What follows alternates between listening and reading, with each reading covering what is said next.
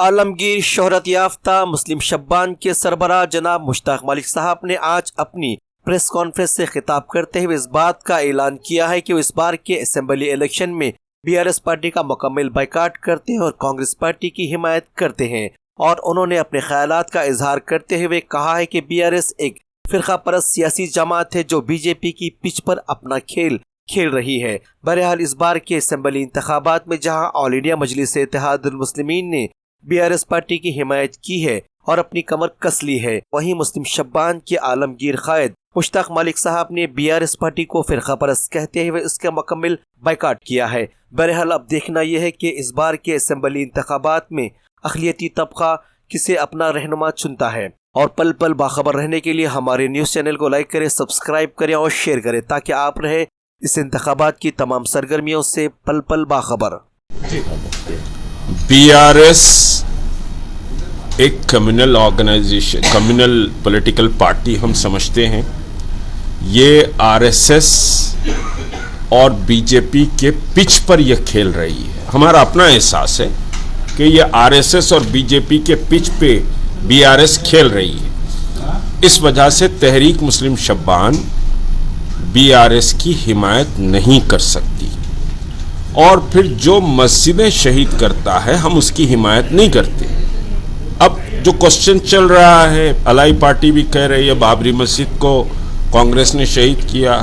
बेशक कांग्रेस ने शहीद किया, मुजरिम थी कांग्रेस, और उस कांग्रेस ने मुसलमानों से माज़िरत भी चाहिए है। और अब ये कांग्रेस को हम एक नई कांग्रेस के रूप में समझ रहे हैं, क्योंकि कांग्रेस का जो सरबराह इस वक्त जो मेन लीडर है राहुल गांधी आरएसएस और आरएसएस की आइडियोलॉजी से लड़ने की बात कर रहा है। तो इस वजह से हम इस कांग्रेस को नई कांग्रेस और एक सेकुलर कांग्रेस समझते हैं। हाँ, हिंदुस्तान में कोई भी समझिए कि साहब बहरहाल क्या क्या है, मैं उसको नहीं बोलूंगा, लेकिन बीआरएस भारतीय जनता पार्टी और आरएसएस की पिच पर खेल रही है।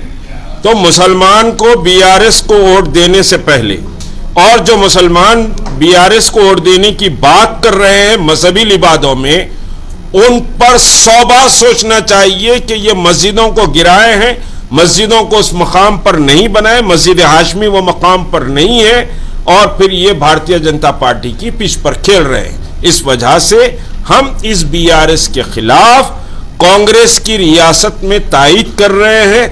लेकिन Bodhan constituency, Bahadurpura constituency, Yakutpura constituency, Chandrayan Gutta constituency, Gosha Mahal, चार मीनार और आदिलाबाद, यहां कांग्रेस को हमारी तायद नहीं रहेगी। गोशा महल के ताल्लुक से एक बात मैं क्लैरिटी के साथ कह दूं, वहां अगर बीआरएस भी ताकतवर है, अगर राजा सिंह को हराने के मौक़िफ़ में है, तो तहरीक मुस्लिम शब्बान गोशा महल में बीआरएस की हिमायत करेगी, क्योंकि हमारा नुक्ते नज़र शातिम रसूल राजा सिंह को हराना है। आदिलाबाद की इस वजह से हम हिमायत नहीं कर रहे हैं कि कांग्रेस ने आदिलाबाद में जिसको टिकट दिया है उसका बैकग्राउंड मुस्लिम फिरका परस्ती से है। इस वजह से हम आदिलाबाद में कांग्रेस के कैंडिडेट की सपोर्ट नहीं कर सकते। हम नजरें झुकाकर कोई बंदवा मजदूर की तरह कांग्रेस की हिमायत नहीं कर रहे हैं। जो बात मैं कह रहा हूं ये समझिए कि उनके सेंट्रल लीडरशिप को भी, स्टेट लीडरशिप को भी बबांगे दोहल हमारे हेडक्वार्टर पर जब ये लोग मुस्तकिल आए, कई राउंड टॉक हुआ इनसे, उसके बाद हमने इसको फाइनल किया। तो ये बात हम उनकी भी नोटिस में ला दिए हैं। हम कोई यहाँ बैठकर ऐलान नहीं कर रहे, उनसे मुसलमानों के मसाइल पर तफसीली गुफ्तगू हुई है और हमारे रिजर्वेशन को भी हमने सामने रखा है।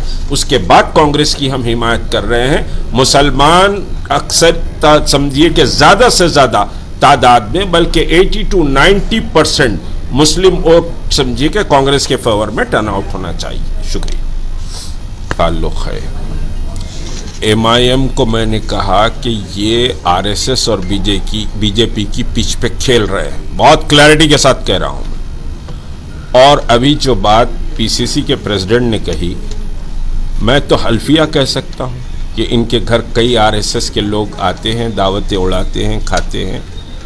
उस अब आज की बात नहीं है, ये ज़माने दराज से चल रहा है जब से बीजेपी आई। मैंने इब्राहिम सुलेमान सेठ को देखा जो all India Muslim League national Indian union Muslim League के प्रेसिडेंट थे। मैंने बनातवाला को भी देखा है, उनके साथ भी सफर किया है। वो पूरी जिंदगी लगा दिए, लेकिन दिल्ली में ना अपना घर खरीद सके ना कार खरीद सके। हाँ, और नेशनल लेवल पर मीडिया, जो भी उस वक्त मीडिया था, उतना समझिए कि अहमियत ना बनातवाला को मिली ना इब्राहिम सुलेमान सेठ को मिली। लेकिन 14 के बाद ये बुजुर्ग ऐसा निकले फुलझड़ी के जैसा, ऊपर निकल के पटाखा बने, अब वो फिर बैलिस्टिक मिसाइल बने, आयरन डोम उसको फोड़ देगा। शुक्रिया।